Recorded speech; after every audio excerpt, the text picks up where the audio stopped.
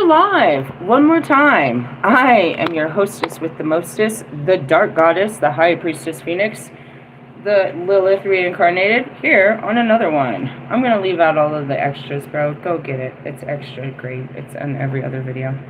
We need to talk. I am your leader through the dark night of the soul. We are in the dark night of the soul. We or me? I don't care. I am. You're coming with me. Who's coming with me? I fucking finally just snapped out of it on the elevator. Thank God for the doggy dog. It's a doggy dog world. There's this dude I see all the time. Always see that dude. Never seen that dude with a dog. I was like, is that your dog? Have you always had that dog? I've never seen that dog. He said I only walk her in the mornings and stuff because, you know, she got into it with this other dog. That's how it be, too, because some of these people's dogs are not so friendly. I don't want to be discriminatory, but it happens to be the pit bulls. That's how they raise them. I promise you that. Anyways, going back to it, I got to fluff and stuff. I got to bend over and, like, touch the fluff and stuff, and then it changed my whole fucking atmosphere because it was a happy-go-lucky dog, and it was, like, all fluffy and shit. And it made me feel better. It was, like, I was really in recovery. I was coming out of recovery, and the fucking Holy Spirit was trying to make jokes. I was like, I'm still sore. Leave me alone. And then I saw the dog, and, you know, every fucking hospital should have a dog for therapy like that. That's why we have Nana. She's pretty much useless, bro. She's pretty much useless. She is the definition of an emotional support dog. She will run up to you and do exactly that. Everyone. She will run up and give people kisses. And, well, she won't, like, force her tongue on you. She's not really like that. She'll get close, though, and she'll let you kiss her, is what we teach her. She's not really kissy like that. She's not going to lick you, dude. That's gross. We don't really go with all that licky shit. She licks her butt, you know, and I bet you her for that. But that's what she does. She's just there to make you feel bad or feel better when shit don't feel good. Or just to, you know, when you see her, just to feel better. That's her job. She's emotionally supportive in her being.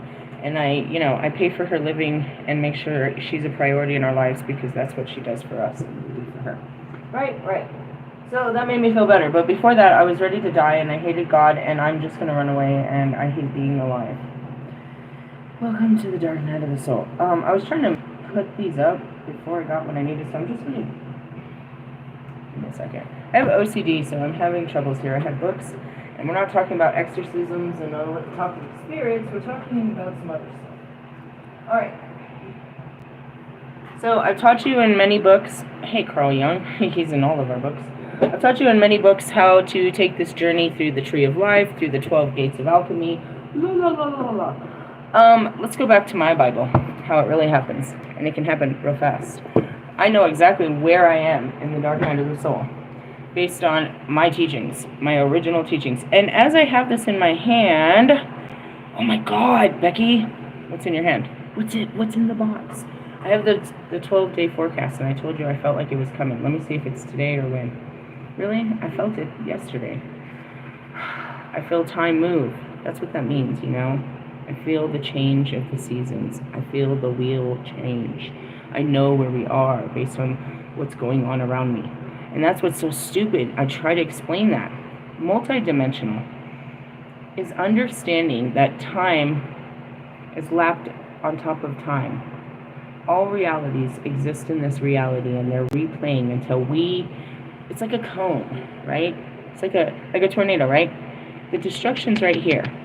It all circles up here. So what we do down here is filling up. It's filling up this cone, right? And what's in the cone? What's in the box? All the different realities. And that's what I mean is like you can catch, you know, going back to Skinwalker Ranch. They know what I call is an Earth Star Chakra, which is a point of location where there's an energetic field. They know by this point, if they go up 35 feet, and they mix a frequency of 192 hertz, that shit happens, right? Something multi-dimensional happens. They know how to tap into what we know as a portal. They keep calling it phenomenon, and they're sticking their sticks in there, and I'm like, yeah, keep doing that. Keep buzzing the fucking signal on the other side there, and thinking nobody hears you. In the essence, it's like, how long are you going to do this before they give you what you want? Which is what? To freak you out? Because they're like making themselves, I mean, in essence, you're not seeing anything they don't want you to see. The veil is only to those of higher consciousness. So they will allow you to see it if you have They will give you the eyes to see it if you have the mind to take it. But these guys are mindless doofuses. Okay, so going into all that shit, I can feel it. I can feel the energies, the realities leaking into ours. I can see how this has been played at the beginning of time. How the beginning, I am the beginning of time. Do you understand the definition of the Dark Goddess? First there was dark, then there was light. God and Goddess. From the darkness, all things are created. Right? All of creation started in that darkness. Alright? Lilith was what? Before she was put in the body? Darkness. She fled with the body where? To the darkness. Where all things live. In the dark is the light. It's whatever, beyond your understanding. But anyways, I can feel all this shit moving, and it's moving into about that time. What time is it? June 19th, right? Is that today, or is that tomorrow? Do we have at least one more day? Can I stay on track? Hey, what's today? Oh, we're going to do room checks today and tomorrow. Okay, cool. What's today? Wednesday. The day. The 18th. Okay, cool. We got one more day. We're going to do that tomorrow. Give me your calendar. Yeah, not right this minute. And that's what I said. I could feel it. I don't know what day of the week it is, on what time, and what planet we are on, usually. I'm stuck in my feelings. Where? In the dark night of the soul. What's going on in there? Okay, let me explain this. So I showed you the 12 gates, right? I started to read this, the change and transformation, the wheel of the year. So where are we going? We're going into Litha, summer solstice, the mother glorified, a celebration of light and being in our full glory, right? We don't need to invocate shit because I'm right here. Moving on. What am I trying to see here? Journal work, peace through protection, the power of salt, protection spells, staying grounded, casting a circle, all stuff you need to know before you go forward into this. If you're with me, you're already in there. I am seeking Seradin. I'm seeking a way out. Seradin is the way out. Alright, here's how it works. The first Dark Goddess you meet is Gaia. And that's reality, Mother Earth. Alright? Then, after that, the next Dark Goddess that you meet is Fortuna. And that's where we are currently at as of June 11th into June 24th. We are stuck in the Wheel of Fortune right there. And that means you go from the top to the bottom, to the top to the bottom, to the top to the bottom, to the top. It's a wheel, and she's just spinning it blindfoldedly. She's just sitting there, the Wheel of Fortune, and she's like just spinning it, and nobody wins. Do you? I mean, you're about to put it back in, and is it all? Really? I mean, are you not watching me? Okay, watch yourself then. Watch your whip. Watch your nay-nay. It's not funny. I hate it. I am totally victim to fucking change myself. Right? Right. So it's like tips for coping with change. What else do we got?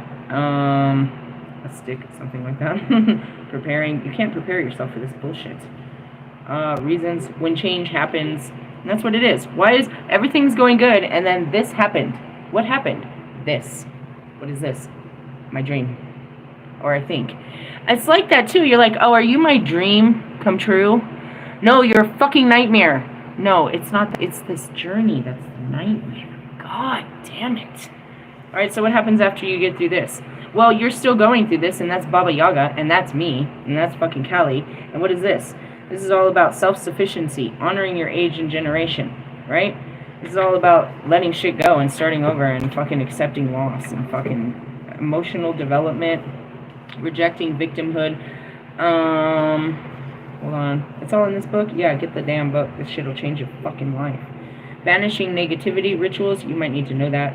Healing rituals. We've already done all this. After that, you got Famanach. Oh, God, we already went through this. That's where it is. What's Famanach? Emotional triggers. Where everything is bothering you. You are triggered. What he said just triggered the shit out of me. Everything he's saying is triggering me. He's triggering me. And then what happens? You shut down. And I end up in hell, where I'm currently at. But how did I get there? Whoa, because I went through fucking... Whoa. Alright, let's talk about... They want me to talk about the triggering stages. Trigger. Guilt. What is it? Guilt. What are the three things?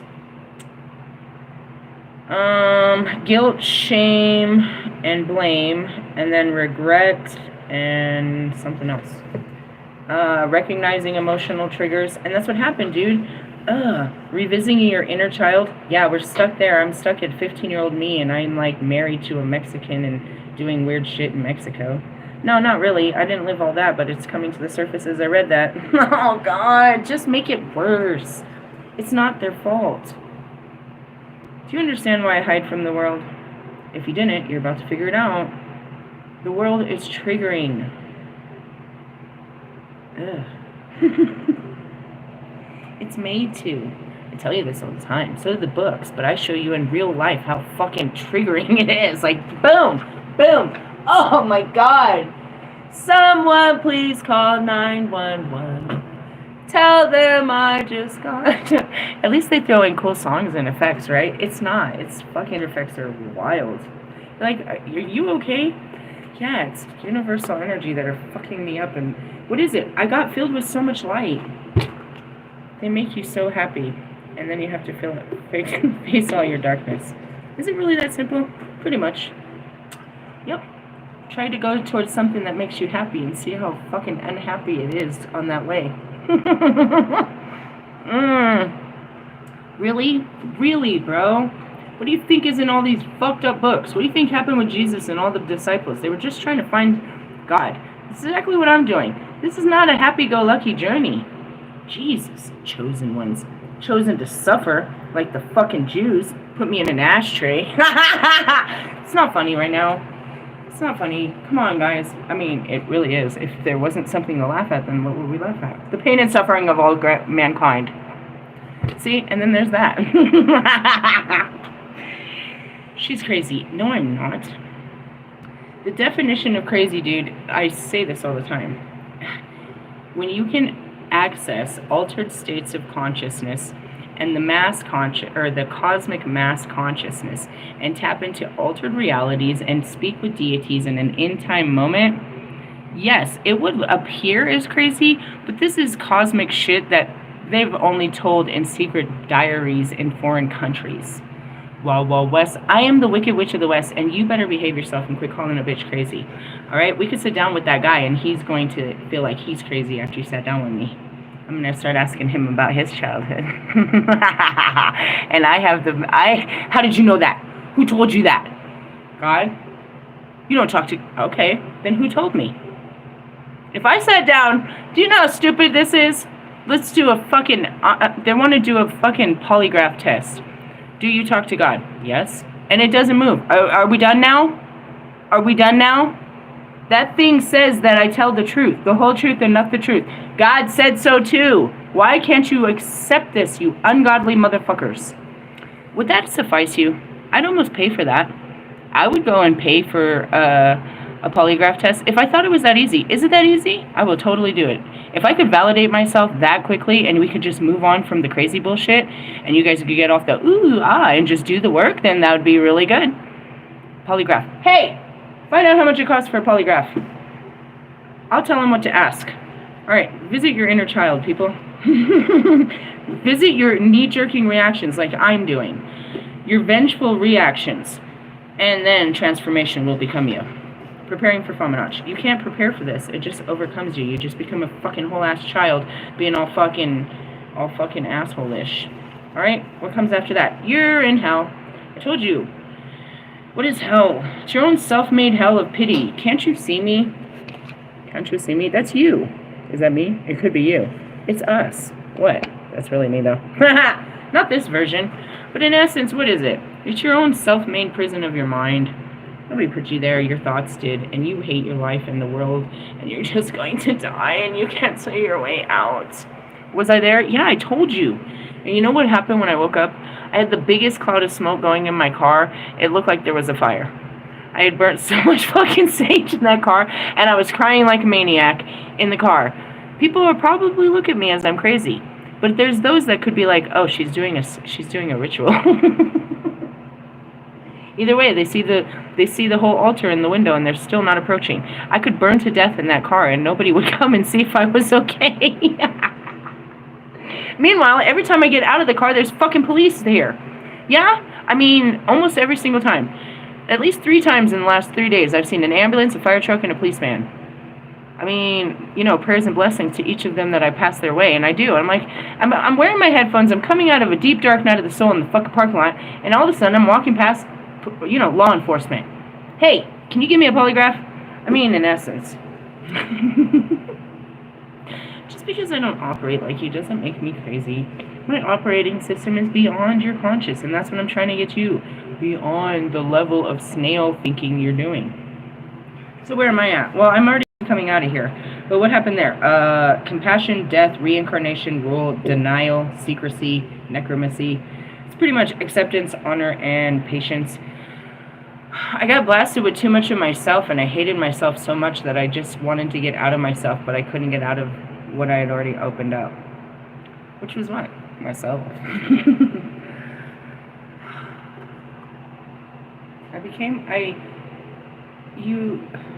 You could say it was the vulnerability in the freaking conversation, but it's more on a soul level.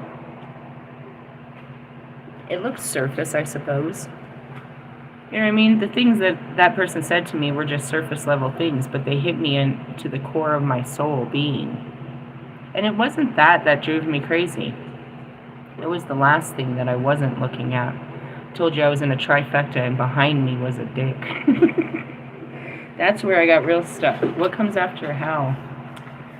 In the book, for real? For real? For real? I promise you, I'm pretty sure. Sheelanagig. Do you see that picture? Yep. All of your sexual traumas, bro.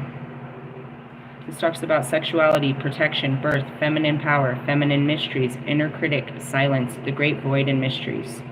I don't typically read this that often because it brings up so much pain, but I'm already in it. And that's what I said. I was dealing with sacral energy. I was thinking about intimacy. All of these. I even had images pop into my head. I got really fucking panicked. I admitted in front of everyone I'm afraid of sex. I knew exactly where I was. In essence, my other cards, my Black Moon Lilith, would say that my moon is in Scorpio, and that's sexual alchemy. And that brings up all your sexual experiences too. All of that. Alright, let's just talk about it. After facing the icy depths of Helheim, and that's from Odin and the 12 realms. So tomorrow, part of the 10-day forecast. The reality of Odin in the 9 realms still exists within ours, and it's playing out. Where are they in their reality? The same as us, Ragnarok, the end. But you can't go off of fucking the movie. The movies were just visions of books that they tried to paint, and they couldn't put all the details. As they always say, the book is better than the movie. What books? I don't know, but I do know I was part of it. I haven't got to there. I was part of it on the outside, and I was part of it on the inside. Those realities lay within our realities, and those play out. That reality, as well as the Egyptian timeline, is playing out at the same time on a different timeline. Not only their reality, but Krishna's and Vishnu's. Vishnu is the ultimate God. He sent Krishna to Arjuna to tell him the secrets of the light of the world, right? Going back to those guys up there, that's exactly what we do, and all prophets did. We're chosen to take form in this life, and that's me as the goddess in all forms. We're chosen to take form in this life and tell them of the other worlds and what the messages is of the other worlds, right? So you got Melchizedek, you got Christ, and you got Metatron. All right, what? Oh yeah, for sure. What? Nothing. My Bluetooth was. So when I do the 10-day forecast, these 3 realities line up every instantly as the messenger of God, bringing messages from the dark and the light so you can make it through as the dark and the light of each day, you know, we face. There's highs and lows, right? Right now, we're in a low. How low can you go? So we were in Midgard, which makes sense. We're on the level. And as soon as you go into the next level, is Helheim, which is where she's from. Asgard is at the top, right? But These are all the beings of that. And that's what it is. These cards are of a reality that was real.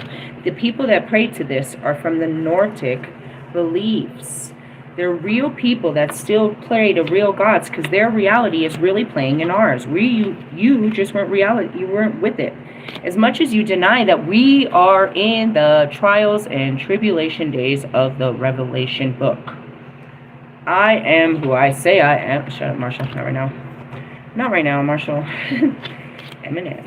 And then there's that guy. How many times has he been in all these realities? Ask him if he remembers. Hey, have you done the work? Do you remember your Akashic records? He played many roles in all those realities too. And that's where it is. You can tap into your Akashic records where you were someone else. Here, Hell. That's the goddess Hell. But you're in Helheim, and I can't find the picture. There's Thor, Frigg, Theo, Loki.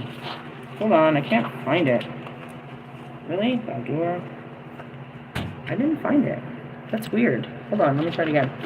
So, why am I teaching you this? Because we're moving through realities. It'll make sense tomorrow. They want you to know today. When I pull out the card tomorrow, we'll know where you are, how you move through their tree. What's their tree called? The Yggdrasil tree. There's always a fucking tree. There's their tree. She's at the bottom in the roots. And that's how they say, you know what I mean? The Garden of Eden. There's always all of this.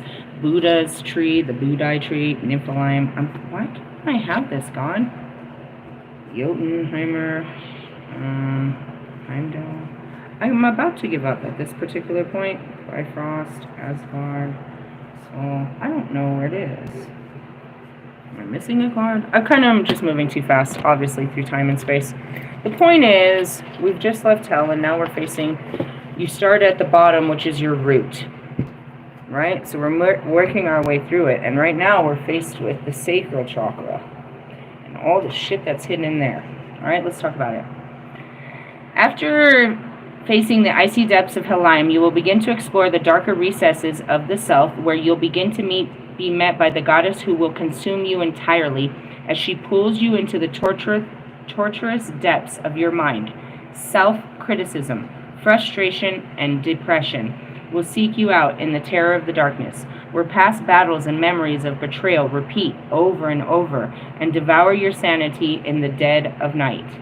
I wasn't in the dark night when I was up here, but it became darker when that one came in. What is that one? I'll teach you in just a minute. All hope will fade as you reach this breaking point, and only way out is to go now. The only way to go now is to hit rock bottom. At this stage of the Dark Night Soul, you will be at the mercy of your traumatized consciousness, and at the dark goddess who was waiting for you to sink to the depths of despair, Sheelanagig. And I was like, I can't do this, God. I'm never going to be able to be a woman. Why did you ever want me to be with a man? This is too impossible. Why did you ever put this on me? Why can't you just leave me alone? Why can't I just live this life without a man? Why, God? Why do I have to do this work? I couldn't see myself out. I wasn't running from him. I was running from God again. You could say it's this life, and I have the memories of this life to tell you, damn. And that's what I mean about rehabilitated. I've come so far only to sit there and look so unhealed. It was a ticking time bomb. In 2 days, I'm ready to run away and give it all up and hate God again for even making me want to try. Again, you could say it's from the terrible relationships that I had. And that's why all those years ago, I could not, no matter how I felt for Bobby, I could not walk in it. Because my fear was too much more. So the twin flame journey, through each and every one of them, forced me to walk closer and walk closer. But the closer I get, the more I'm faced with what had happened. Today was scary. I saw sexual images in my head. And that's when, we're getting to the core of what's wrong, which is the sexual trauma.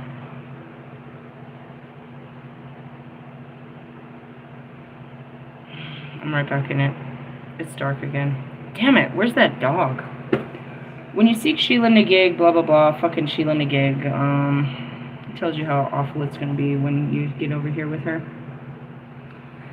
Sheila can be compared to the Greek fertility goddess Demeter, who oversees the growth and harvest and presides over the fertility and the planted grains of the earth. She is also the goddess of cycles, death, rebirth, and is sought for the regenerational powers of creativity as well as destruction. Who is Demeter, my mother? Persephone. I played Persephone right before I came here. Yeah, I was playing that stupid reality out with fucking Wolfman. Stupid. You didn't win. I was let out of the gates of that real quick. Sheelanagig is a powerful procreative force whose witchery exercises or expertise can be found in sex magic, fertility rituals, and protection spells. If you're brave enough, choose to take the path of wholeness, we'll encourage you to do so and be aware with awareness and honor, for every step you take creates your future. However, she watched when you dishonored your sexuality, when you gave yourself up and used yourself like a piece of meat because of your desperation for affection to be loved. That came out in my earlier video. I confessed all of this earlier. She heard you suffer in shame from guilt you felt for abuse and you suffered through your need for love and affection. When you believe that someone love is better than no love, you opened yourself up to abuse because your message is clearly one of desperation to be used and maltered and screams, "I'm not worthy of love." And then I played the fucking Lil Wayne song, and that's when the tears came on. I said it, right? That's what I said earlier. I said I walked with this belief that if I wasn't sexually pleasing, they would leave me. And I have all the proof that that was always true. And so I let myself be abused, and you know what I mean? And I throw myself out there because I believe this is part of love, and that you're not going to love me if I don't do this. Welcome to the dark night of my soul. Really? Yeah, I knew where I was. I mean, not when I was in there. You know, I mean, at the time, I'm not thinking about the fucking book. I'm seeing these terrible fucking memories play out in my head. And I can't get out of them. And the last thing I want to do is go do this again. And that's what I said. Something turned on in my head when I was with Bobby, that this is what I was supposed to do. And he couldn't stop it, and I didn't know where it came from. But I do. And I don't want this to just be a program that I gotta get with. Get jiggy with it. That's not helpful. Holy Spirit thinks everything's a fucking joke. They're so insensitive to how hard a moment is. All they see is that this will pass. Yeah, pass me the ball. It hurts. I'm never gonna get through this. That's those dark nights of the soul. They feel like moments, or they feel like lifetimes. Sometimes they're hours. I've been in my car since fucking 9 o'clock this morning. I came up, I showered, I had a meal. I'm about to stick my face in this cake because I already got pie on my face to begin with. I'm fucking chain smoking, and I'm nothing but lost in my fucking thoughts. Just trying to get out and fucking see what day of the week it is. I mean, really? Yeah, bro. It's all fucking butterflies until it's nightmares. Oh, it's great. Let's, like, talk to a guy and try to explore a guy. Oh, God. All I found out was you know what I mean? I said that in my earlier video. You got a lot of issues. And that's where I'm sitting at. It's like, when this all began, I'm like, damn, bitch, you're fucked up. You need to fix yourself or nobody is ever going to love you. If they know how fucked up you are, nobody's gonna love you. And I said that. That was my whole intention way back with Bobby. I needed to fix myself or he was never gonna love me. And I told you, I carried that on to everyone. And that was my guiding force. Did I really do it for them? No, this stupid desire that God put in my heart. That came from Bobby. I saw a vision. And God said that was my calling. And well, it looked impossible with Bobby, so, you know, here's this fucking, I don't fall in love. I wake up in love with another twin flame, old flame, fuck lame, motherfucking shit that's made to push me even further. They're pushing my limits to restore my, you know what I mean? My power is what's going on, but that's not what's going on. I don't want to love anyone because it hurts. And he keeps making me love them, and it hurts, and it hurts, and it hurts. And I'm supposed to do this because in my head, if I don't do this, nobody's ever going to love me. And then I became this master at doing this shit, and now I'm this whole, billionaire prize to the doing the shit. But I still got to do the shit. How long? 35 years at least is how long the tribulation days are. And every time I ask, all I get is the marathon continues. That's not fucking helpful. So you just accept this is what it is. Going through these waves of feelings, emotions, memories, and experiences. And life is a highway. I'm crashing into walls and making all the left turns.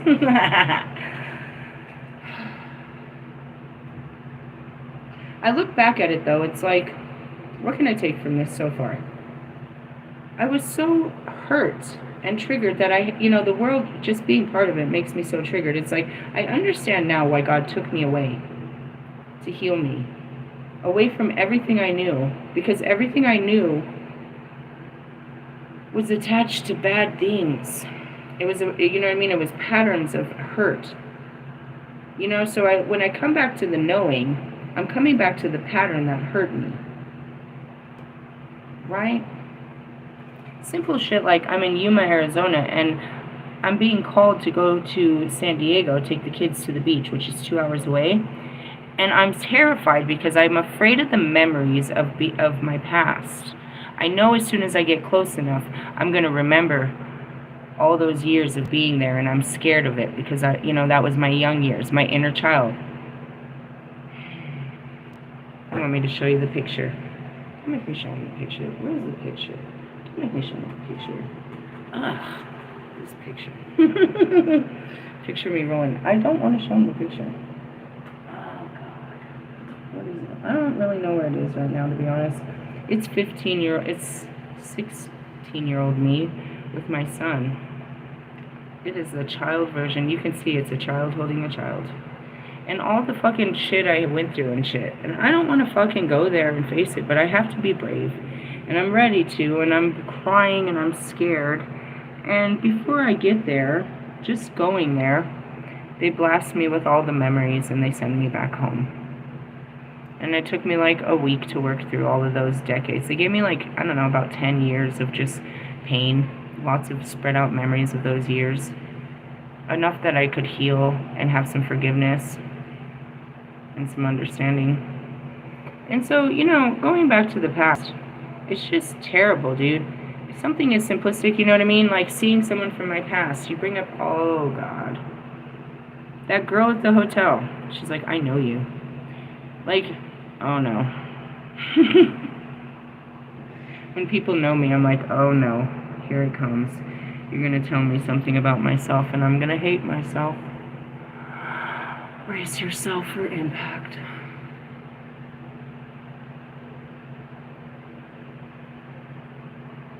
People wish they could forget everything. There's many things I wish I didn't forget, but as the things come up, it's like, you're better off forgetting. I wish I could remember, my oldest children growing up. I wish I could remember these ones. I wish I could remember certain things. But all I get is all the fucking things that haunt me. The things that were unresolved are the things that come to my fruition. And those are the things that make you mentally ill, you know what I mean? These experiences, reliving trauma all the time. When they come to the, to the surface, I have to fully relive them because it is, in fact, my first time seeing myself and being in this memory. It's a memory to you and me right now, but when I'm in it, it's the first time I've ever seen it or felt it. It's the first time I was ever me at that time in space, feeling what it felt like to be me in that moment. These are the most painful moments of my life, always coming to the surface. and I get stuck in them, and I look at what made it happen, and it's a person, place, or thing in front of me, and I just want to run away from it. I'm not running away from you, but I do. I'm trying to run away from the thing that made me hurt. But you really aren't it. God used you to hurt me. In essence, He didn't use you to hurt me. He used you to heal me. And that's how people look at me. You're karma to them. Meaning, yeah, I'm going to make you hurt. I'm going to make you look at yourself, and this is going to hurt. But I promise you with all certainty, it's both ways. If you ask me, and I don't have it, we'd have to watch those videos. I have at least 6 to 8 months of me just crying so hard about trying to love Russ. Everything inside of my being couldn't do it. He was just impossible to love, and I hated trying. That's what made it so hard. Please don't make me try to be nice to a person like this. It was really nothing to do with him. It was just the way that I was built. And I would cry about having to break my building blocks for him. And he would humiliate me in return. You know, going back to Bobby, it's not hard to go and love that man. If I get close to him, I don't know how to stop. It's not hard. What makes it hard is that all these things in front of me that I'm scared of. I'm not scared of you. I'm scared of all the things that it takes, that I see, all these invisible barriers, as you do, that it takes to be with you. And that's where I go back to that message, is like I get there with everyone. I see these barriers in between us that I can't move, and so I run away from the entire challenge.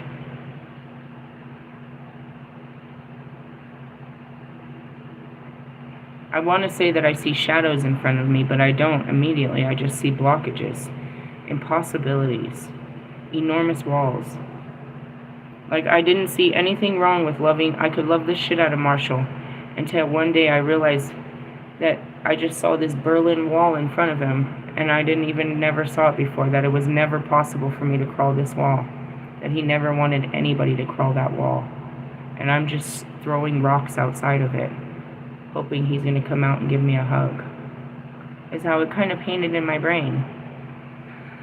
Simple shit like, oh shit, Ali. When I realized Ali was Islamic, my brain took all of the little bit of understanding it knew about their race versus ours and history throughout time, and it looked way worse than even Juliet, Romeo and Juliet. Absolutely impossible. You could say the age, but that really never stopped me in my life. I gotta be honest. Truthfully, yeah, my ex-husband was like fucking 9 years younger than me. It didn't stop me. I felt more comfortable with younger men because I could be in control. But that's all bullshit. Because I gave full control to him, and he totally, Jesus. And that's where I'm at, like, oh God. Trying to play this role. Right? So at 15 years old, I tried to play wifey. I'm his girlfriend, and then we run away to Mexico, and he says I'm his wife. And he puts a ring on me, and now everybody knows me as his wife, and his family decide that they're going to make me a wife.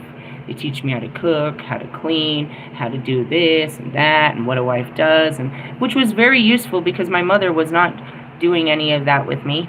So I had, some real good training down there, but for the wrong guy, I assure you.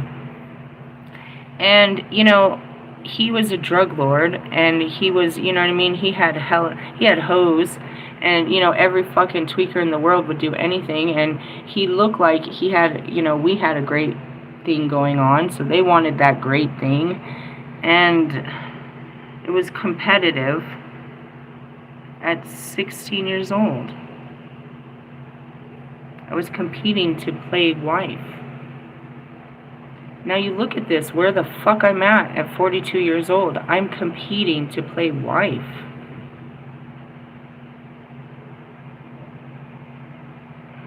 That's what I mean about I'm sitting here like I look like so very unhealed. I'm right back.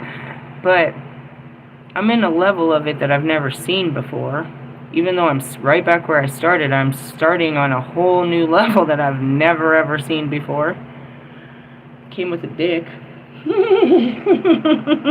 I'm getting closer. I have a visual now. Oh, God. Jesus Christ. And that's what it was. It's like, what happened to you? A lot. I try to play like I'm okay, but then these things happen and I don't look so okay. I swear I'm gonna be okay, but fuck.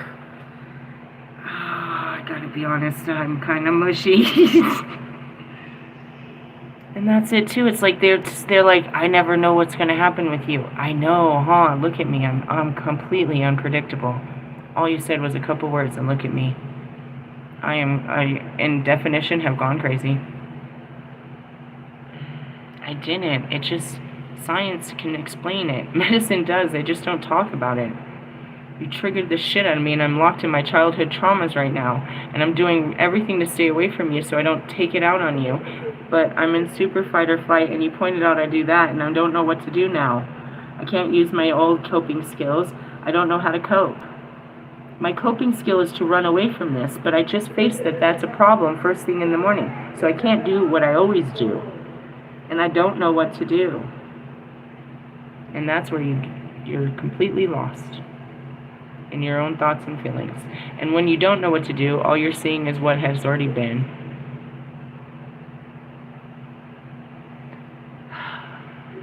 They tell you about it in all these fucked up books. I fucking live this shit, bro. I'm a master of the mind and the emotions, and that's what it is too.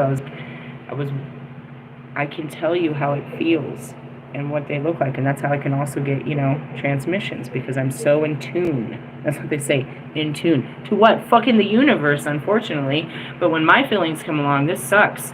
The feelings that are attached to this body are nothing more than memories of bad things. I'm feeling great until I don't feel good.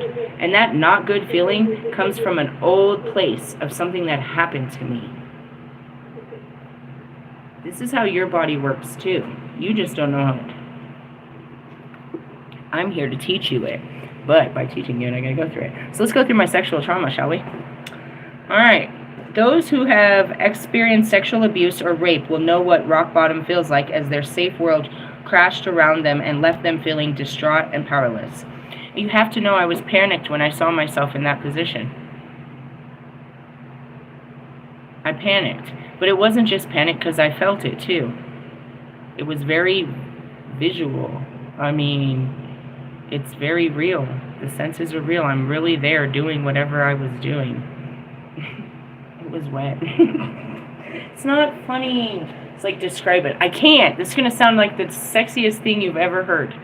I'm good at describing my feelings. But it's scary. It's always that moment. It's like, what was I doing before that? What happened after this?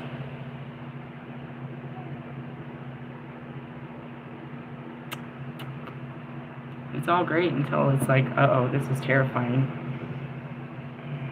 You have no sexual memories? Nope. Just had one today. It scared the shit out of me. I said that in the beginning. Oh God, I don't have the messages. I don't even know what I said to that boy. I was getting close to Russ, and I started talking about my sexuality and that something. I don't know how I ended up telling him, but he was the only person I ever told next to Bobby. And I told him that I don't remember sex. I have one faint memory of the tip going in, and I black out. And then he made the song Nasty based on that. That's so fucked up, isn't it? What an asshole. He's like, that's sexy. I'm going to write about that. Oh, God. He was trying to... I asked for trouble. I don't know, and that's where it is. It's like something came out of my mouth, and what their reaction to it shut me down, like, unbelievably. Something went in your mouth. Shut up, Holy Spirit.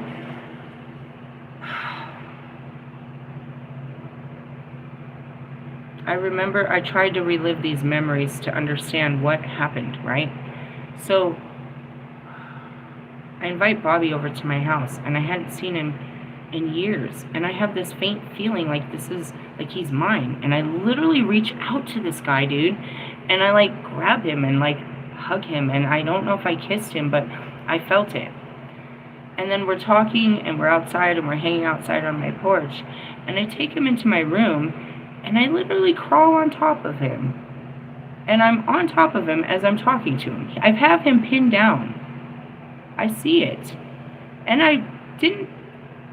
Whatever happens next is I put him up against the door, and I blow him. And he's like totally in shock of what just happened. And he's like about to leave, like, oh my God, my kids are outside of the door, and I'm not fucking aware of what is really happening. He leaves, and I literally can't see what I had just done. I know what I just did, but I can't see it.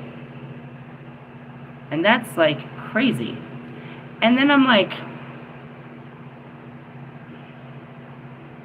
he says some things. He's like, what are you doing on this date? Oh God. I was like, I don't know. He's like, it's my birthday. We should hang out. And I took that a little too far. And that was it. And then I never heard from him again. And I went into this enormous shock. Why did you do that? Why did you do that? Why did you do that? Why did you do that? Why did you do that? I didn't know why I did it. And I was filled with so much shame and embarrassment. And God made me tell the whole universe what I was doing. Ugh. Why did you tell Marshall that you gave him? I swear to tell the truth, the whole truth, and nothing but the truth. Because I was talking to Marshall. I couldn't act like I tried. I disappeared the day it happened. I didn't say anything to him. The very next day, he comes out with this video of blowjobs. I was so triggered. I felt like I had to say something. I was like under a fucking microscope. And that's it too. Did you know you were going to give him a blowjob when you saw him? No. I mean, in the back of my head, I thought it was possible, but I definitely didn't plan that. And then I replay it. Did he try to? No. It was me. Then I was like, okay, I think about who he was in the beginning, you know, and that's it. He was a fuckboy. So I'm just thinking that he's using me. And I'm making him out to be the bad guy. That he just fucks around on his wife, and he just came to fuck with me, and he just wants to fuck me and leave. But every time he sees me, I'm fucking making him cheat on his wife, and he doesn't know what to do. I literally am making him cheat every time. He said he doesn't cheat on his wife. And I keep doing this to him. Almost raping him if he would. That's how I kind of look back at these fucking memories. I'm like mortified because I myself am terrified of sex. Why am I doing this with him? Where is it coming from? It's coming from programming. But why am I doing it with him? Because I'm trying to show him I love him. And this is what I was told I have to do. And it just turns on. Right? So I'm having a conversation unrelated to the fucked up ass memories about shouldn't be sexual until it's like real. And I get shoved into the trigger of if I'm not fucking him, then he probably doesn't want to fuck with me. He's not going to do all this if we're not fucking. He totally wants to fuck. And then in the end, it's like, I want to fuck. I mean, but not like all fucked up like that. I'm just using, you know, the most common language of, because if I say it like that, you guys don't take it like that. It's like he's not going to stay with you if you're not making love to him. And in the end, it's like, I want to make love to him. And that's how I feel about it, but we have to put this fucking common terminology on it. And that's old programming, but it's true. Right? So I'm all like in this fucked up ass place. I'm back in R. Kelly's meat locker getting pissed on. It's not funny. That's what I told everyone when I came out of my divorce and men would try to talk to me, and why wouldn't they? I literally would look them dead in their face and say, I just came out of R. Kelly's meat locker and I'm not trying to go back. They would laugh and they would leave me alone. Whatever about it worked. They didn't understand the real meaning of it, but I meant every word of it. I just came out of a fucking sex hole of fucking shame and domestic violence, and I'd like to be left alone, please, and thank you for the rest of my life. And that's how I felt. Until I saw him. And God's like, you know, you're going to marry him and have his babies. You just have to work on yourself. Right? Started there. And this is where I am. Way past him, and still trying to fucking work on myself and trying to fucking be married and have God's babies. And I am completely shut down on a day like that today. And I shut time. Usually on a Monday, I'm like, hell no, bro. Fuck men. Fuck this. I can't do this. In essence, like, they want me to call him daddy and shit. They want me to fucking not go outside and play. They just told me not to talk to certain people. They don't want me to be... They want me to be Eve. God tries to show how I was Eve, and I'm like, that's all bad. I don't want to be that ever again. I don't want to be that girl. That girl hated her life. There's people that are really searching for love. And I don't know if you already had it and you want what you already had, or if you're searching for something you've seen on TV, or something that other people seem to have. I'm not. I'm forcefully believing in God's fucking plan on my life. Sometimes it looks like it could work out and I could be happy in it, but most of the time it just really freaks me out. He says that this will make me happy, but all I can see is how unhappy I was trying to be that person before. How low would I go to keep a man happy?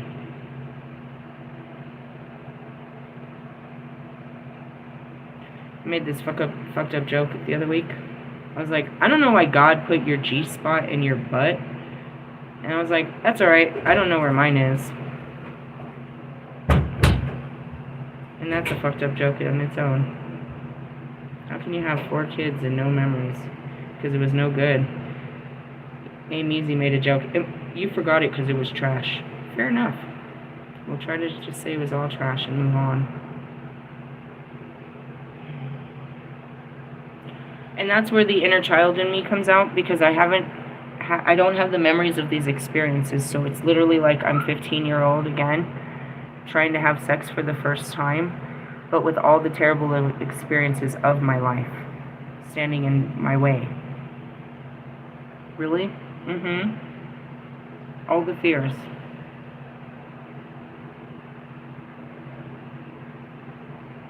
It's like, almost like when you look at it like that, you know, being 15 again, it's like I'm asked to do this again. Go play his wife and have his kids. Anything less is demeaning of what I am and what I was created for, according to God. In the essence, it's just an unhealed Lilith, a Knight of Wands. I shouldn't be out there just giving myself away for love. And that's what this whole fucked up chapter is. How to love. Thanks, Little Wayne. I think I already cried enough about that. Are you ready to go deeper in this bullshit? Let's go. Let's see. Sheelanagig is also witness to those carnal exploits are driven by insatiable sexual appetite through the unconscious search for love and some meaning in life. These acts or cry for help that often stem from a lack of nurturing and love in a childhood, or are created out to prove a person's worth or to make them popular or sexually attractive. I'm not working on brownie points here. In essence. That didn't sound right. You're making jokes. That is so funny. What movie is that? I have no idea. He's sitting in a crowd. Who is it? Oh god. It's like fucking wrestler's name. John Cena.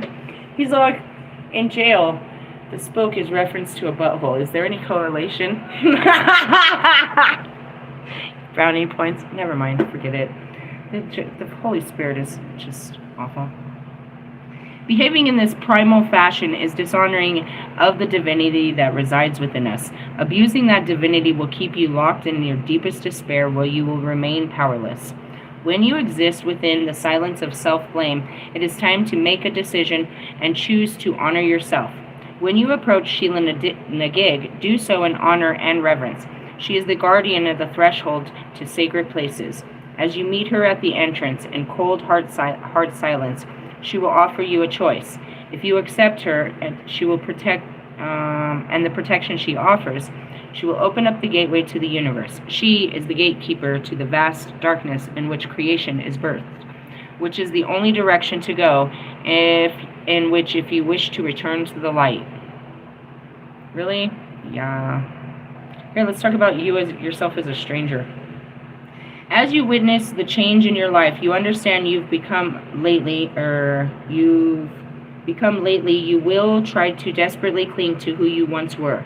Like the enigma Sheelanagig, you too become a mystery, and you won't recognize who you are anymore. Memories will surface of you as a child and how you were a teenager and beyond, and you might feel devastation as you recall days of freedom when you weren't a slave to your mind. The pain of recollection will urge you to take steps to get the old you back, but that is impossible. For the person has gone, and you'll never be able to go back. Instead, allow the past to merge with who you are today, as you remember you are not your past. It is the past that prepares you for the future, and when the final steps into the light, you will become whole of who you are with all your emotions and memories. In the meantime, you will find that a loss of identity and losing your sense of purpose will make you feel very isolated, lonely, and anxious. When you go through a trying ordeal alone, the lack of emotional support can increase your anxiety, which may change your perception of how bad things really are, hindering your coping abilities. If you're experiencing any of the physical symptoms, you need to go seek help. Increased heart rate, muscle tension, legs turning to jelly. Yeah, these are all the physical things that happen while you're in the mind, bro. Told you. What is it? DNA, what did I call it? I can't even think right now. I'm in the dark. I can't see words. It's dark in here. Alchemical transmutation, where it does all this shit to your body. Your legs turn to jelly, internal and external trembling, hyperventilation, difficulty breathing, dizziness, upset tummy, nausea, tension headaches, excessive perspiration, dry mouth, and palpitations. All of that happens, yeah, bro, you start sweating, you start getting headaches, I'm gonna throw up, my stomach hurts, I feel like I'm gonna dude, it's all of it, it's coming through your chakras, it's hurting your body. Psychological symptoms of anxiety can bring up all of this. Feeling as though you are going mad, as though you've lost control, that you're going to die, you're going to faint and be sick, and have an you might have an incurable disease. That's where I'm at. I'm fucked up. I don't think I'll ever be right. I don't think I'm gonna be okay. Are you gonna be okay? I mean, as okay as okay is. What do you want me to be? I can't be.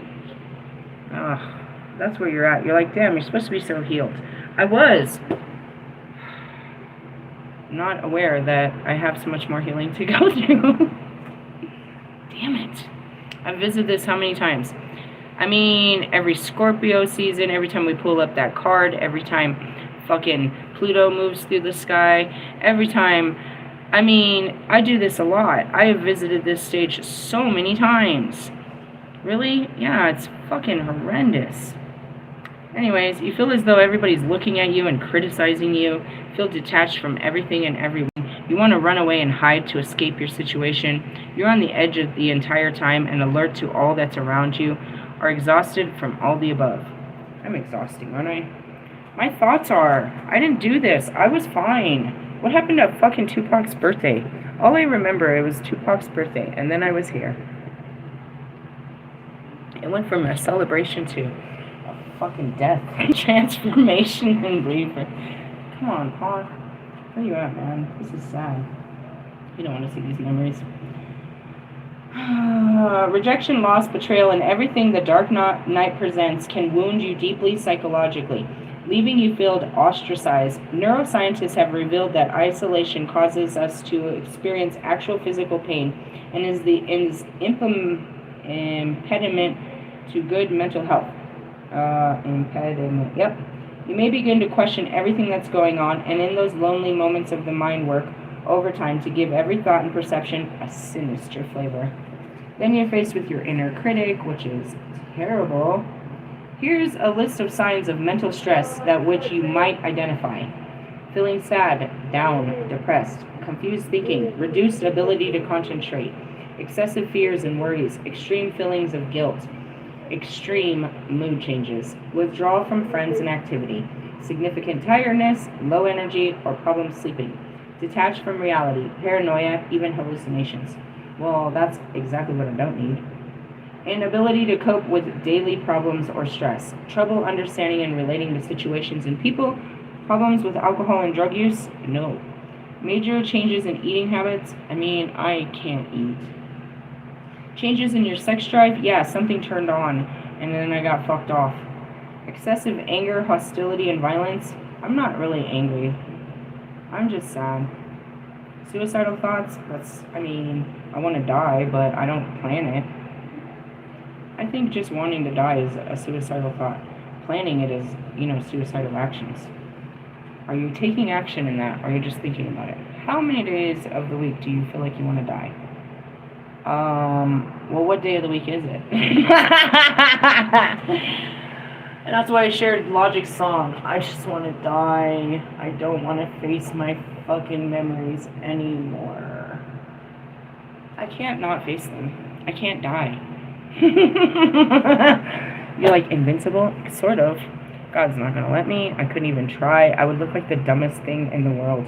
It'd be funny if I tried. This invisible spirit would be wrestling me. It'd look like fucking Fight Club. Me versus me. That's usually what's going on over here. Oh man. I just want to point out, this is why I have so much compassion for you guys as you go through it, and I'm on the outside, because I'd be in it, dude. I've been in it forever. I'll dip my toes in it and get sucked in real fast, making fun of somebody else and their shadows. I get sucked into my own so fast. This one's really bad, but it's really necessary. They are. It's just I don't want to deal with this feeling and these memories. Have you ever dealt with these memories or ever dealt with this feeling? See what I mean? You have a lot of feelings that you don't know or explore. You have twice as many memories that you have stuffed down into your fucking belly buttons. And further. And that's what's causing all your health problems, as we just described. I don't want to do this. I have to do it. And because when I come out of it, I always feel better, it's worth it. You know what I mean? Doing a surgery, it's this is going to hurt. You know that you need to do this, but the recovery is going to really hurt. And that's those towers, Every Friday, God makes you face something that you need to change about yourself. A way of thinking, a way of acting, a way of being. You know what I mean? With people. You're acting ways with people, you're being a certain way in this world, you're thinking a certain way. He wants you to give that up, right? He gave me all of that today. He wants me to stop acting this way. You know what I mean? That's the flight or flight. He wants me to stop thinking this way about sex. He wants me to stop being this way about money. He asked for a lot today, and he's asking me not because it's impossible and he's, forcing me to be something, this is, not good for me. He's just asking a lot. He's asking me to face a lot and face where these came from. Why do you always do this? Well, let's look at all the reasons that made you do these type of behaviors. I do these behaviors because of a hurt place. So I had to visit all those hurt places of what makes me, go after men and give them blowjobs. I don't know if I do that I know, thank God, For sure, I'm 100%, 1,000 pull out the polygraph tester that I never touched anyone but Bobby outside of my marriage all these years. And again, it was astonishing that I felt like I wanted to another person after all of that. It's a lot of work. But it's not like, giving up on the work is giving up on myself. And I can't give up on myself because what God wants for me, which is that happily ever after I never had, is what He created me for and what deep down I really do want too. I just have to do an unbelievable amount of work to go from Lilith, who rejected it completely and caused all kinds of karma in life to stop this from happening. Clean up all that karma and then go back to, who I was when He first, I know what He wants. But trying to be what He wants is difficult, and that's it, Christ just did it. Oh, Christ, how could you just... And that's it. It's like, I'm rebellion. I know what He wants, and I'm going to do what He wants, but you don't have the same, load as I do. But you still have a calling, too. You know what God wants of you. And it's a lot of work. You know what I mean? It's something simple as stop thinking about sex like that. But you have to go back to all the things that made you think that way. And you have to think different about them, what happened, and, to change the way that you think. You're not just going to one thought. You're reprogramming all the experiences that back that thought. Lots of layers of your being that was behind this way of thinking. And that's what I showed you earlier. My husband's may have said it, but my mind seen it was true. And it sees it every day. It sees men cheat on women every day because the women aren't sexually pleasing. And they go, you know what I mean? And that's it. Why would you leave such a wonderful woman? Because she's not satisfying your needs. You go outside of your home to be that. So I was trained properly to be able to be satisfying to my husbands. But in essence, what I realized and what I said is, I can't keep a man off of sex. And that's where I kind of sat with this ultimate thing. If you weren't having sex with me, would you still love me? And then I kind of got blocked in that thought. That was kind of impossible to think. Nah, they wouldn't fuck with you if you're not fucking with them. Is what my logical mind said. Logically, no. No. I'm not going to change my whole life and I don't even get to have sex with you. So I got locked in this, trying to, get out of it. I got stuck deeper into it. Just trying to honor, a different way of life of, no, let's not have sex. But then it's like, if I don't, then this will happen. It's programming. If I do this, this will happen, and it will be all bad.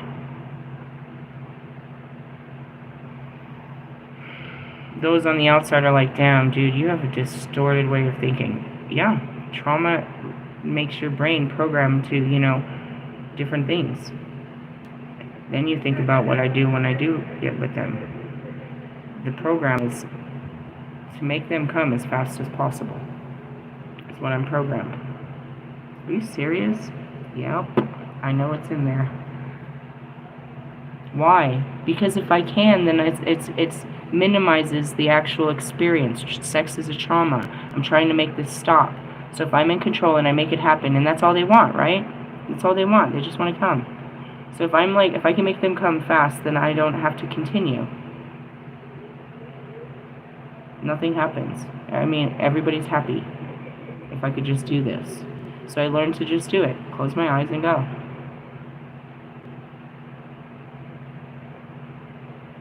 Damn, that's fucked up, huh? I know. Nobody tells you about this. People that are just, they don't come back from it. Sexual abuse people, this is what happens to people that have had it like me. You either go completely celibate, and that's where I say you become a priestess or a lesbian. When you've been traumatized traumatized by a male appendage your whole life, you usually will never go back to one. It's in your programming. If this keeps hurting you, you're never going to go back to that. So I said I was never going to get married again. And every time I try to get close to a man, the thing that stands between us is his dick. Oh, and then usually his money he's trying to throw at me, and God showed me a better way to look at it. So I'm easy on that one. Easy on that one. That one was hard, but it was easy to understand that after so long. Then you take into consideration, Marshall's running around with a 9-inch dick, and all these guys and their dicks, and then, they make all these stories about how they're, fucking bitches and, swallowing babies and all of this, and it brings it all to the surface. They're talking about mutilating women, and it brings up my mutilation. That's what happened last Friday in Wolfman's fucking video. He does a Sagittarius video. He's like, I guess this is going to be a twosome. And he's like, wait. How many times do you guys fuck a day? Me and my Sagittarius were fucking all the time. In my head, I'm thinking about all the time having to fucking fuck my ex-husband. Just anytime he said, just go fuck him. Really? Yeah, bro. I have memories of them just walking me into rooms all the time.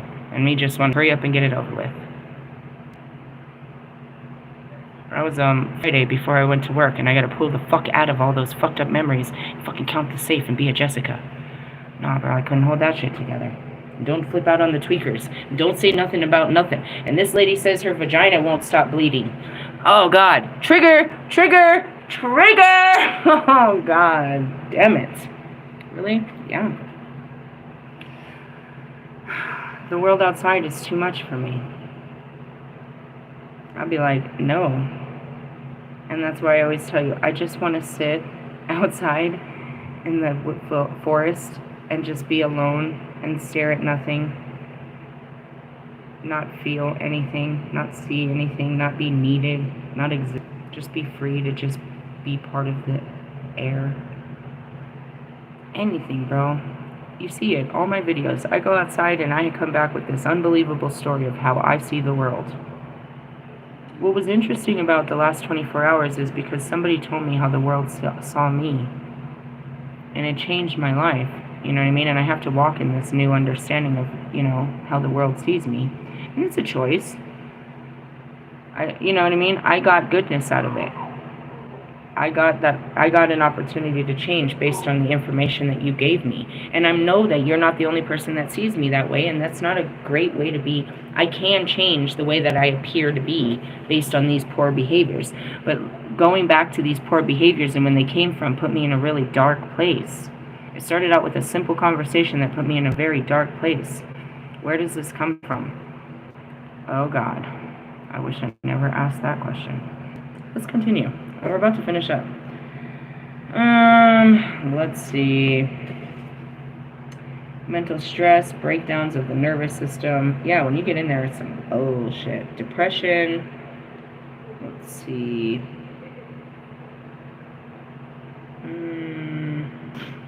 Sheelanagig invites only those who are no stranger to the dark.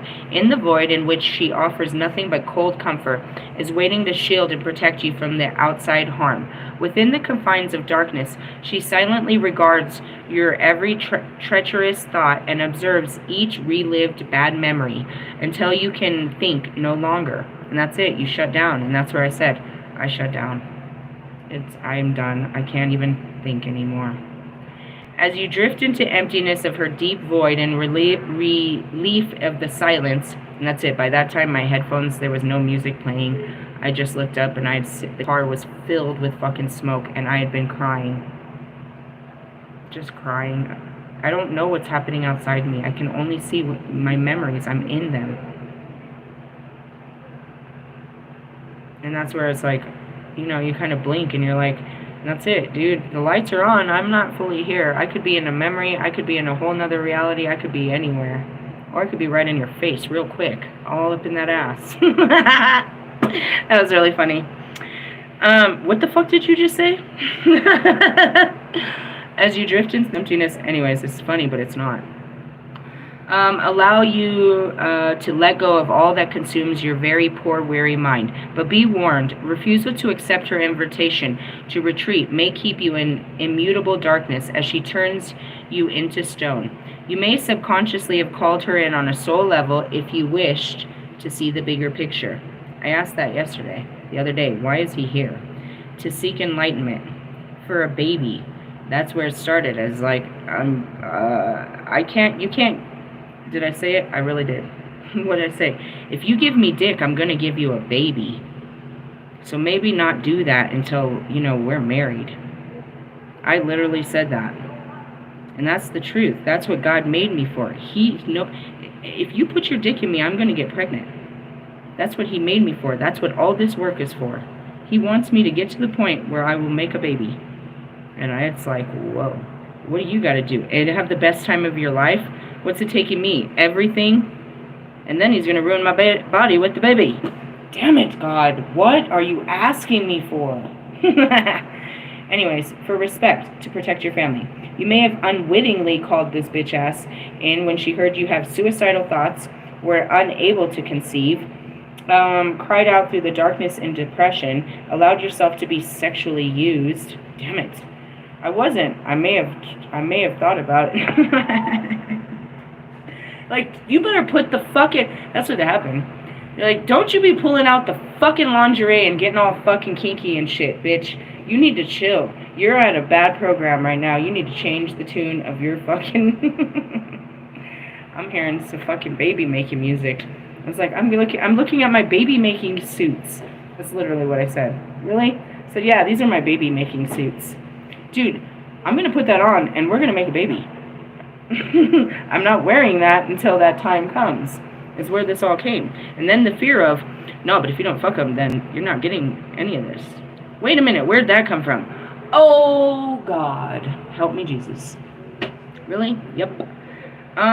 Let's see. If you have let yourself be sexually used, no longer recognize yourself, been scared of the dark,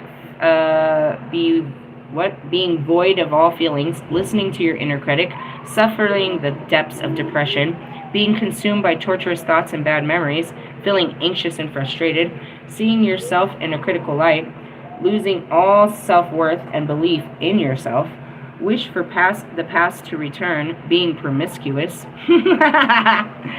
I know, but it's in me. There's a big-ass hoe, dude. She's a hoe, and she is dangerous. I mean... When I relived it, dude, I saw it, dude. What'd you see? I just relived those memories, bro.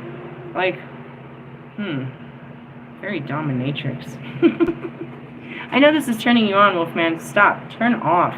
Fix your problems, bro. This isn't good. This is very unhealthy. This is not what God created us. These are your primordial beings and your devil and fucking and... Stop feeding into your fucking temptations, you fucking loser. That's what this is all about, bro. You're all about lust. I tried to teach you love, and all I got met with was more lust. You lustful motherfucker. It's not you, it's me. I mean...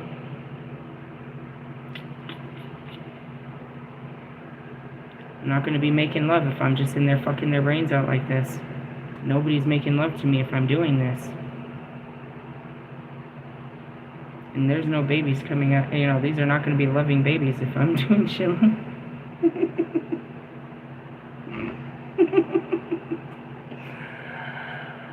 It's not funny, Holy Spirit. I'm having a hard time. Anyways, to heal unhealthy sexual behavior, to heal from sexual abuse, to heal from grief of caught death, abortion, or miscarriages. Yeah, I'm a baby killer. That's why I have to have 2 more. I had 2 abortions in this life. For assistance with feminine issues, I always need that. Last thing I need is another fucking period. To explore the great mysteries of the universe, nope. To return to the light. That's all we need. Alright, we need some black candles, onyx, hematite, carved stones, spirals. Nope. There's all this magic. Reflection on identifying sexual triggers and feeling of sexual inadequacy. How deep do you want to go? Just the tip, Russ? What constitutes the tip for you? That's always a good joke. That really takes the sting off of it. Oh God. Just that word. Like, it's gonna hurt, isn't it? I tried to use a dildo and it hurt. I'm scared. Then there was that. I think I black out of the pain. I don't think I'm actually built for this shit. Oh, God. It's all coming to the surface. I'm gonna die. Why does this have to be so horrible? God, it's karma. Lilith used to fuck him and leave him. Now you're really gonna feel this shit. Son of a bitch, God. I hate my life. Write down in your journal anything that bothers you about how you've been treated in the past by the opposite sex. Dude, we could write a fucking Bible about that bullshit, but let's not. It's gonna be like the Grimoires. Book of Shadows for sure. Are you treated fairly or as an equal? Perhaps people see you as a sex symbol. You said it in your video. And that's what I said too. You see me as a sex toy. You see me as a sex toy. Damn it. Why? I did that.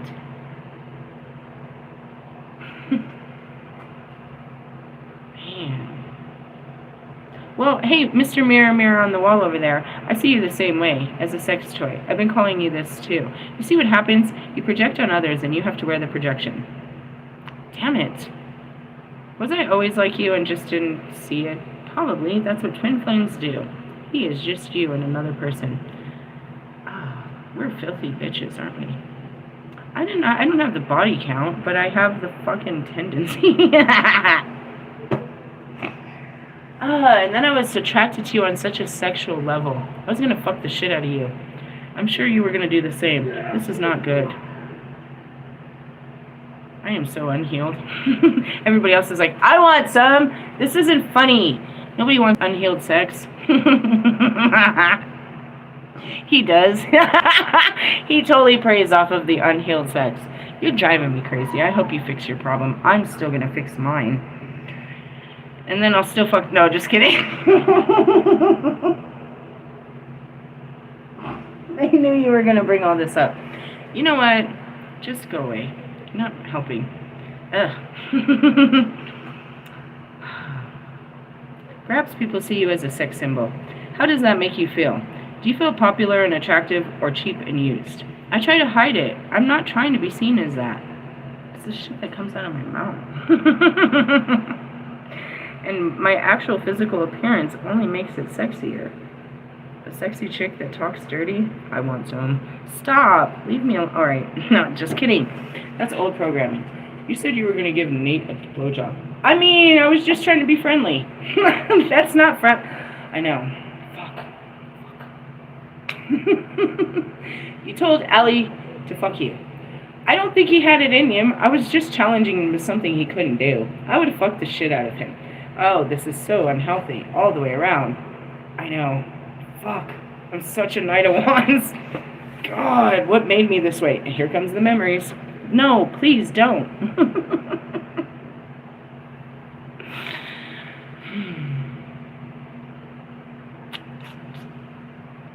It's all great, right? And you hear it in all my videos. We're making jokes about sucking dick and bending over and all this shit.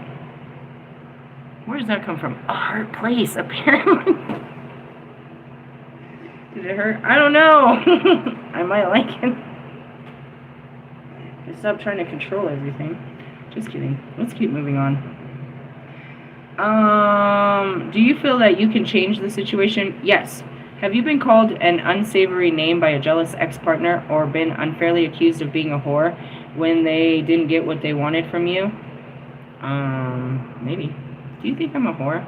I'm pretty sure. As soon as I said that, I heard a resounding yes. And the crowd goes wild.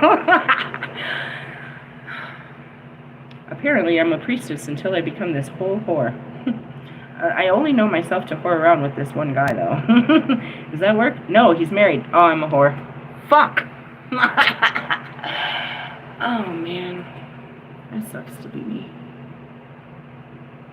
You think your life sucks? Have you ever put on your skin? Your life is just great. You are dead asleep, and you gotta walk the dog, and you have fucking Pilates, and some great show to watch later tonight. You know what I'm watching? My life fall into pieces in my hand. Every episode. It's too easy to point fingers at men for history of wrongful portrayal of women, and this book is by no means a male witch hunt. I mean, I told you, it wasn't them. I mean, sort of. Not really. They were told to have a bad bitch. That's what a bad bitch does. So they tried to make me a bad bitch, and I was a bad bitch, and I did the shit. I did the deed. Why? Because I wanted them to be happy. And I wanted to be, I thought that if I did that they would love me.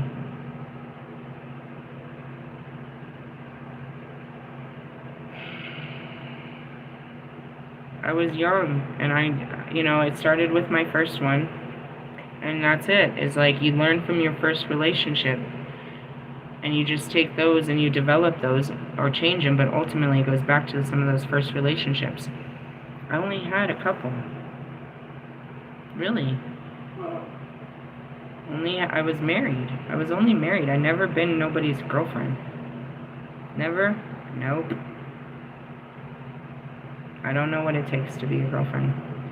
I just know that I was made to, and when Bobby asked me that those years ago, he asked me, what do you want from me? I was like, I don't know. And I hung up the phone, and I knew right away that was a lie, and I was compelled to tell him, I want a husband and a happy life that I was promised. I was made to be the perfect wife, and I haven't had that good husband. And he's like, well, I'm married now. For whatever reason, I didn't take that as a no. I'm like, oh, so you're saying I have a chance, huh? Oh, God. Those are the moments where you can call me crazy. I'm okay with that. There's some moments in here that, yeah, bro, I have to really lean on the fact that, yeah, I was crazy. But I'm not that anymore. I still have some crazy thoughts that I gotta work through. These are crazy thoughts you have here. But I don't act in them, and that's what makes a crazy person, acting in crazy thoughts. And you're not crazy. That's just a general umbrella word for anybody that's acting a fool. They're crazy. Anyways, let's see. Reflections of positive affirmations of self. Positive affirmations said daily will increase your feelings of self-assurance. And that's where you heard me say how much I hated myself. I was so disgusted with myself and the way that I portrayed myself to people. How I look like this. I look like a whore to men. I didn't say it, but I did. I was like, that's pretty much how they look at me. And I'm going to give them attention, and then when I'm done, I'm going to take off.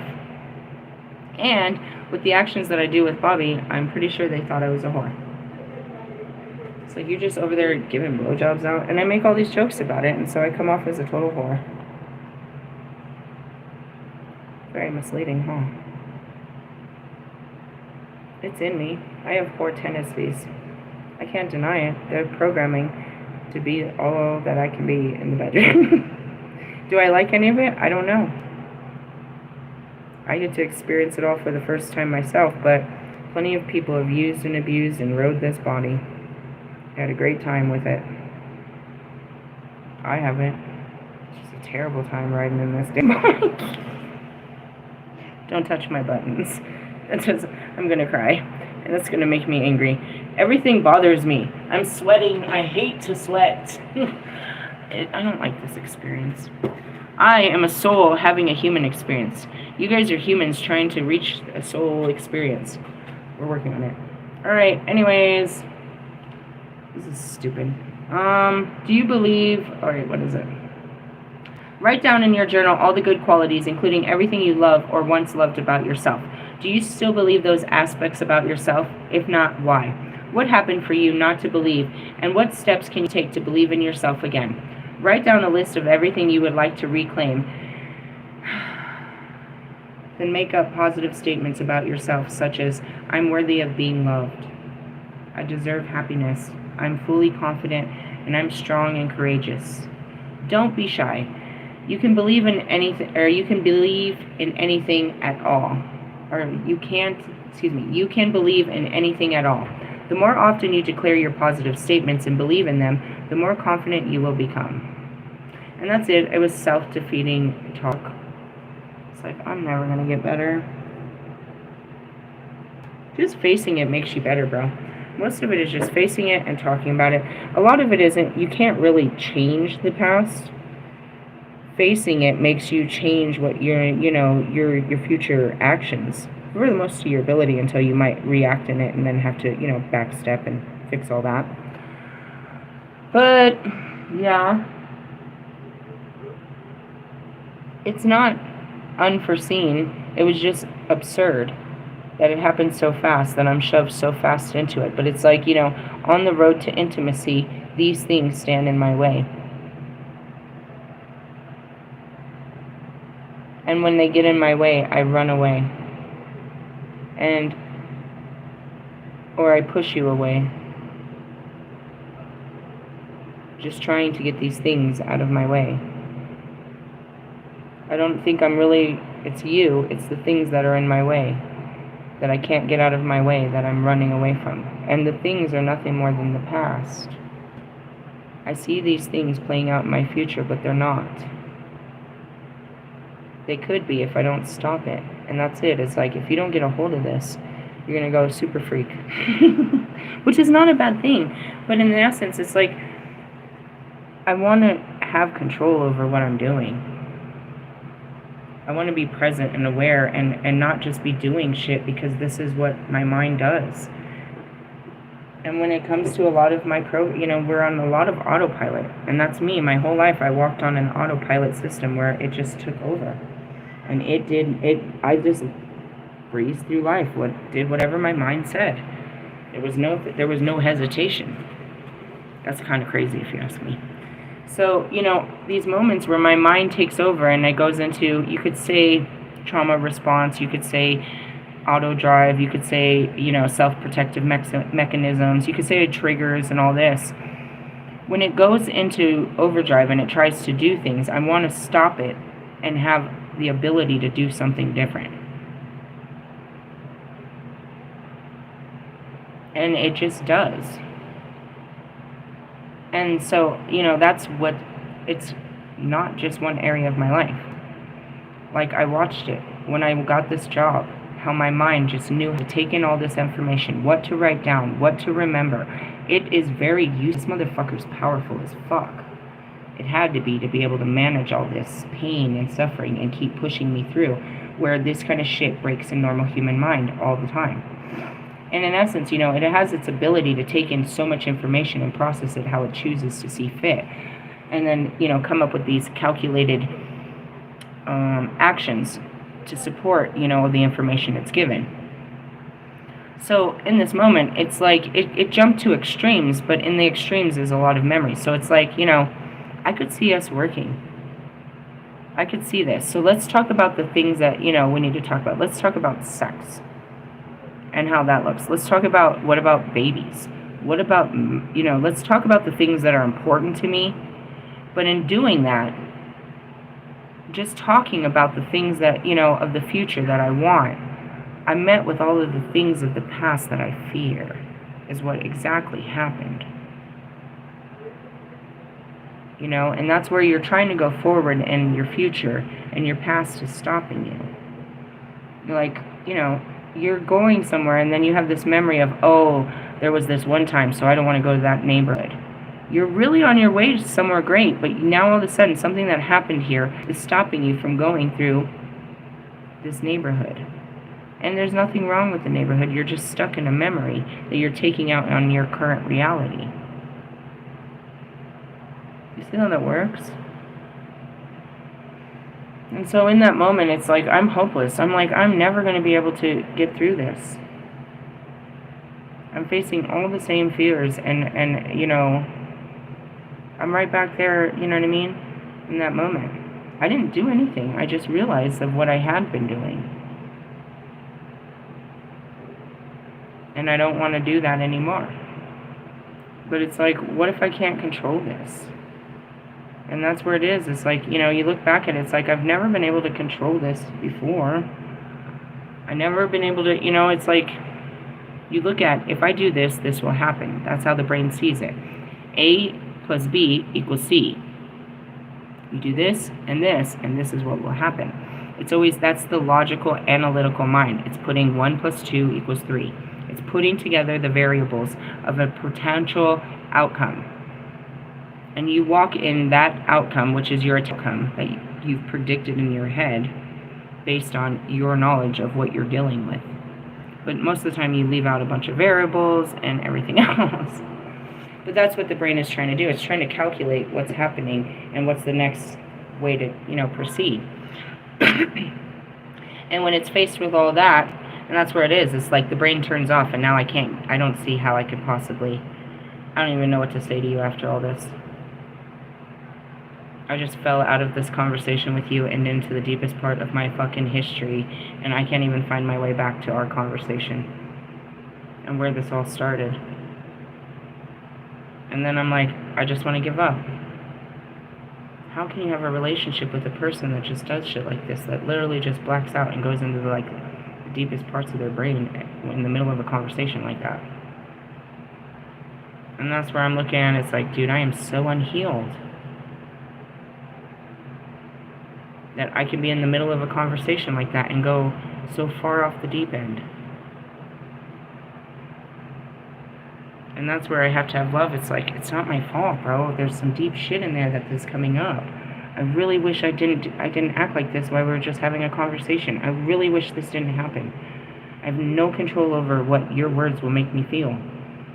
I can control how I'll act in just a minute, but I can't control what's happening right this moment. Your words just made me feel something, and that feeling is attached to memories, and now I'm stuck in them, and I completely forgot we were talking.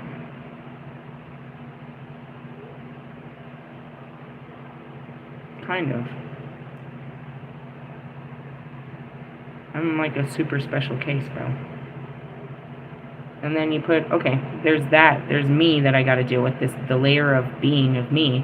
And when I'm not dealing with this, I'm out, doing spiritual work for the gods. Where the fuck? There's no normalcy in that. And I look at myself as from the outside, nobody's ever going to love me. Nobody's ever going to accept me. Nobody's ever going to understand me. Nobody's ever going to be able to deal with me. I'm never going to be able to figure this all out. And until I figure this out, nobody's ever going to love me.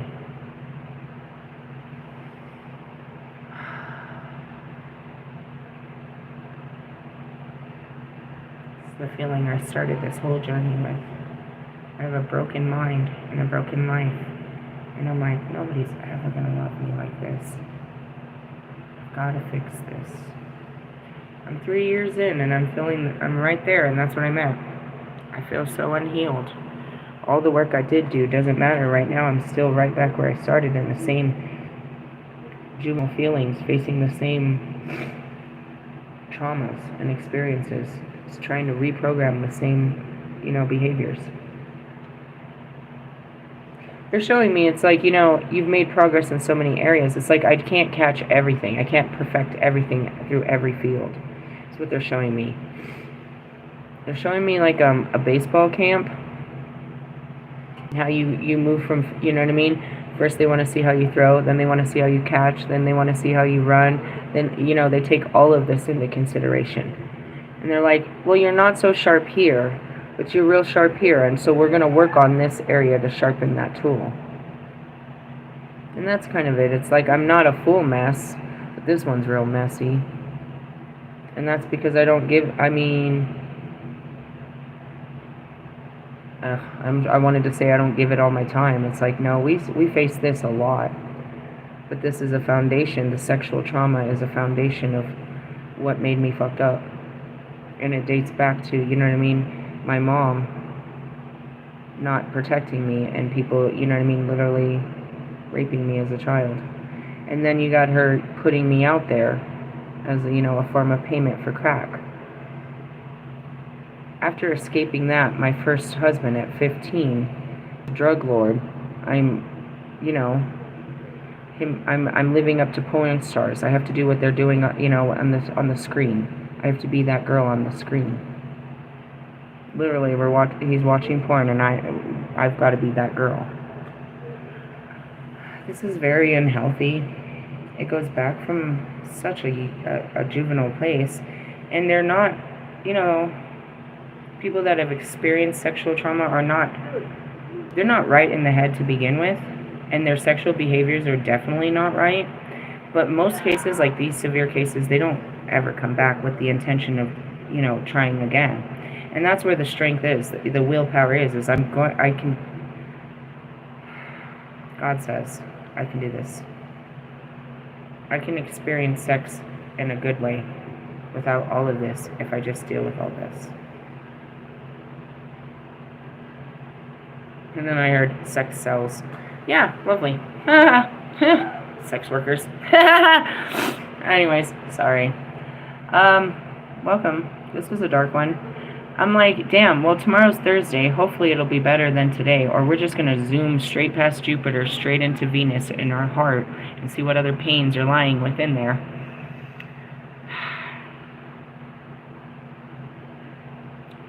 I want to say, damn, I wish this didn't happen, but it's gonna, whether it happens today or 5 years from now, I needed to face these things.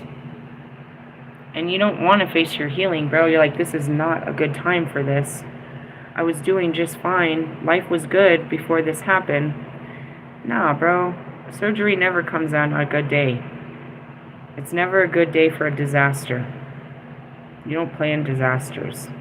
But, you know, there's disaster relief, is what I heard. Call FEMA. Someone please call 911. Yeah, yep, that's me. I am your spiritual healer, teacher, shaman, seer, oracle, lightworker, starseed, earth angel, mystic, medium, psychic, witch, yogi, guru, evangelist, North American Sybil, because there might be one in South America. I am your messenger of God. And the reason I'm able to do all that weird conscious stuff is because I work through my conscious, but I get stuck in it too. That's it. First we go through the conscious of all of this, and then we'll go past the conscious thinking and repair it, and then I can be out of the conscious again. Yeah? Yeah. What got me stuck here? My thoughts. I got stuck in thoughts of this body. I was fine. I was on cloud 9. Literally. Alright, that's all I got. I don't think I have the energy to give the wands, but God who gives me strength. I'm going to go have a smoke break and see if I don't cry about some more shit if this was enough. But sometimes, dude, that's how it used to be. As soon as I wipe my tears and breathe it out, I'll go downstairs and get hit with another memory and be all fucked up all over again. It's part of it, bro, and that's why people don't want to be part of this shit, because, like, I don't want to be knocked down every day with fucking harsh feelings and memories. Nobody does, bro. But if you don't fucking sit there with them, they're going to fucking take you out someday. They're going to keep taking you out. You might as well just sit down with them and have a fucking dinner. See, you know, get to the bottom of it. These things are haunting.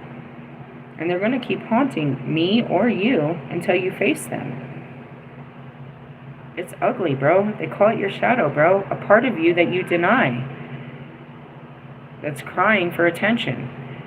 Your fucking self is crying for you to visit these really heart-aching moments where you hurt yourself, and it wants explanations, dude. It wants help out. You're locked in a part of your mind. Suppressed memories. Alright? I guess that's what I'm going to call this. Suppressed memories. Ugh. I don't know. I think it should come with a warning, right? Anything having to do with sexual trauma. Ugh. Hey, yeah. What's the next stage? We get out of it. After that is Sarah Dwin. She gives us the light of hope, so that's that star card. There'll be some light at the end of the tunnel. There'll be a reason for this. You'll see that. And like that, you just tell yourself, I needed to face this. It'll be okay when I get through this. But I'm still in it. And that's okay. You can't force yourself to get out of something that you've been running from your whole life. It's pretty deep. The waters run deep on this one, dude. It's not one incident that's got you where you are. It's one, you know, it's an action that's been replayed in many times in your life. And so you're multidimensional right now. You're reliving different times and spaces of your life while trying to stay in the here and now. Interdimensional. Sorry, I'm messing with you, Wolfman. Hey, dude, I don't know if you can heal like this, but I feel it. Thanks for fucking bringing all this on. Love yous. Laters. Bye.